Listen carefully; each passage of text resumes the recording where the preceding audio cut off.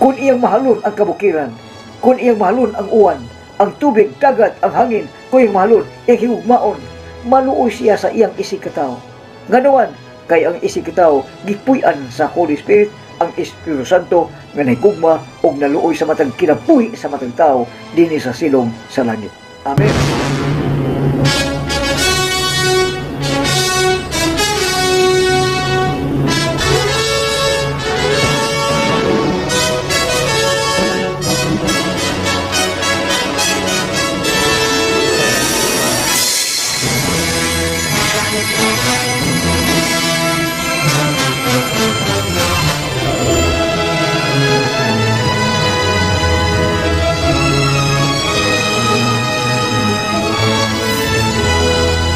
Samahan ug sa Anak ug sa Espiritu Santo. Amen. Mayong adlawng Lunes kanyong tanan mga igsoon ug mga higala ni Ginoong Hesukristo, Dios ug taong matuod, magbubuhat sa langit ug sa yuta ug magbubuhat sa tanang makita ug sa dili makita. Mayong buntag mga igsoon ug mga higala sa atong Ginoo nga nagpuyo sa matag panimalay, matag nasod ug di man kada itong live broadcast karong adlaw diya sa Cebu City. O ipamita itong buhi nga pulong sa Dios alang sa mga tao nga nagtanaw, naminaw, nag-online karong adlaw, September 12, 2022 adlawng Lunes. Sumala sa pulong gikan sa balang kasulatan nga pinaagi sa Holy Bible o sa mga tradisyon kung gipasa-pasa nga mga sugiladon gikan sa bigtiguang ngadto sa labing matan-on hangtod karong panahon.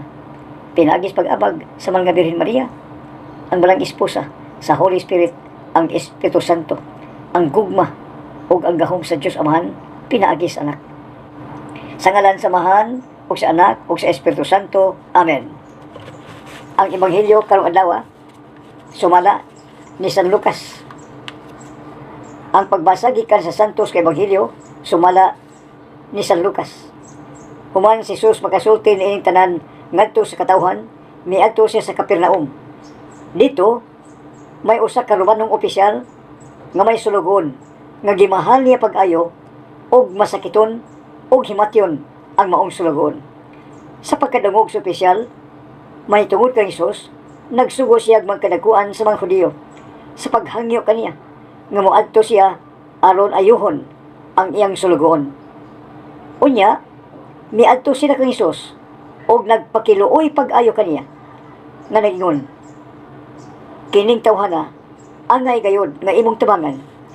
Gihigugma niya ang atong nasod ug nagtukod pagana siya og sinaguga alang kanato. Busa nikuyog si Jesus kanila.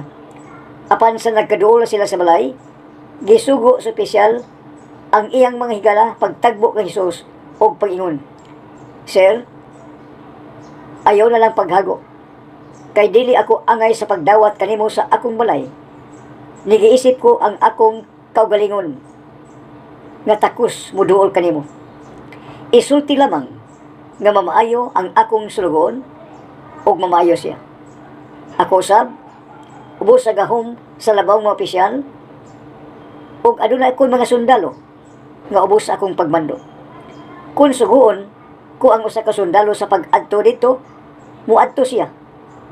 Kung suguon ko ang laing sundalo sa pagduol kanako, muduol siya.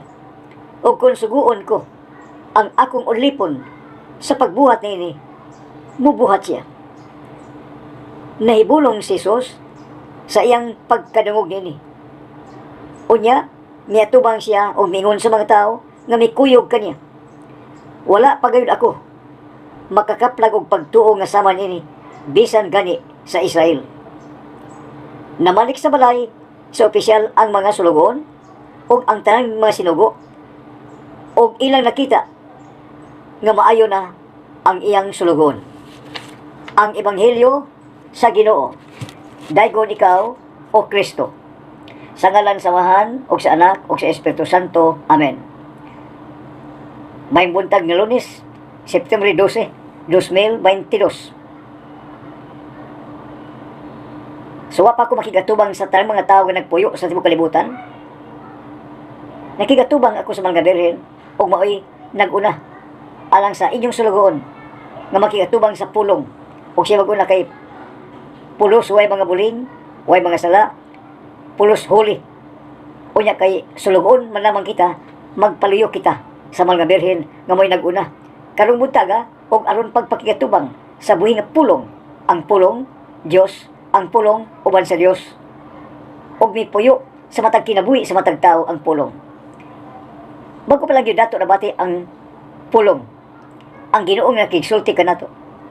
Pinagi sa usa ka Romanhong opisyal. O ang Ginoo miduol ang mga gisugo sa usa ka Romanhong opisyal. Pagduol unya ang mga gisugo sa usa ka Romanhong opisyal, miduol kang Jesucristo ang Ginoo og nagpakiluoy paghangyo, nagpakiluoy. Og miingon ang mga sinugo nga kinahanglang tabangan ang Romanhong opisyal kay buotan kayo. Naluoy sa iyang sulugoon. Naluoy. Iyang sulugoon lamang naluoy siya. Gibati sa kaluoy. Mo nang nagpakiluoy sila paghangyo nga angay tabangan ang Romanhong opisyal kay ang iyang sulugoon mismo. Naluoy siya paghimatyo na og hapit na mamatay. Mo hinungdan nga kami mihangyo kanimo nagpakiluoy nga adto ay taon ang sulugoon sa Romanhong opisyal nga himatyon kay pinangga kayo. Unya, naminaw ang Ginoo sa gisulti sa mga hangyo sa mga taong gisugo sa usa ka Romanhong opisyal. Unya pagpaminaw niya nga naghangyo nagpakiluoy ang Romanhong opisyal nga misugo kanila, mikuyog ang Ginoo sa mga tao sa gisugo sa Romanhong opisyal.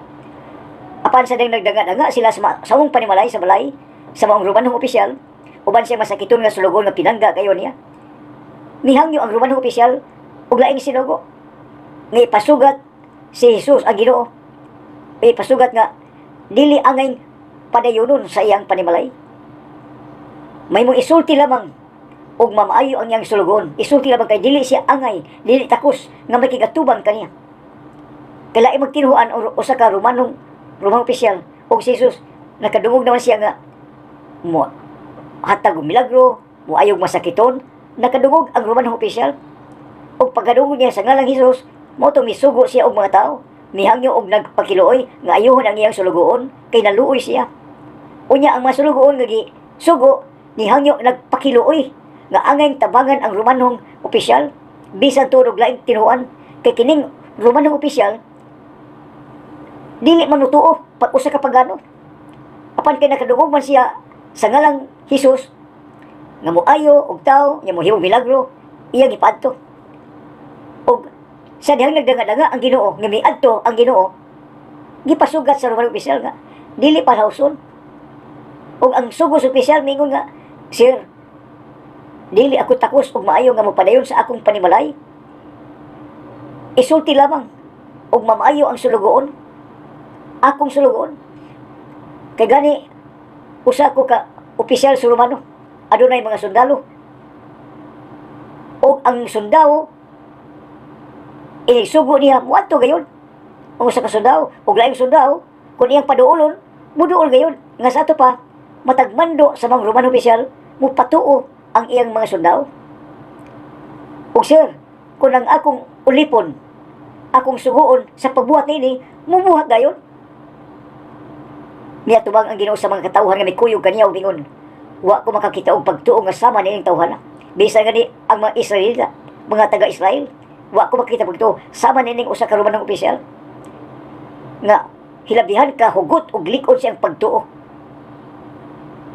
Misalig siya bisan lain siya pagtuo. Unya gumikan siya pagsalig siyang ligo nga pagtuo. Unya naluoy man siya siyang sulugon, naluoy siya siyang ulipon. Unsa pa kang Ginoo? Unya mga tao namalik ngadto sa panimalay sa opisyal. Ang Ginoo milakaw, padayon siya pagsangyaw. Og nakita nila sa pag-abot nila napuhi ang sulugoon. Malinpayon ang sulugoon nga ingon sa way sakit. Ingon ito ang gugma, ang kaluoy sa Ginoo.